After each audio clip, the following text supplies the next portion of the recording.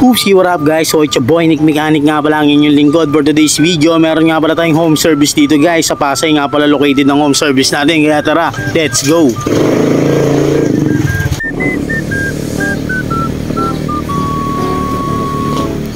So guys, nandito na nga pala tayo sa bahay ng customer. Ayun nga pala yung e-bike ni sir. Dalawang e-bike nga pala ipapagawa niya ni sir. So, itong unang e-bike niya guys, ayaw umandar, gumagaralgal. Nakita ko dito yung problema guys, putol yung wire niya sa dynamo wire. Kaya ayusin natin ngayon to at pagduduktungin at saka i-testing natin. Ayan guys, naipagduktong ko na ngayon. Iti-testing ko muna bago natin i-fix or electrical tape siya.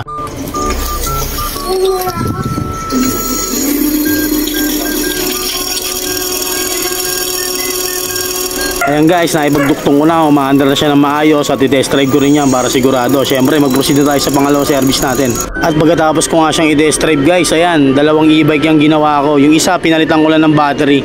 All goods na. Yun guys, okay na, napaandar na natin parehas. Pinalitan natin battery to. Tapos, itong isa, wiring inayos natin dito. Okay na rin. So yun lang guys, maraming salamat sa panonood. Sa mga gusto magpagawa, message lang po kay Nick Mechanic. Peace out.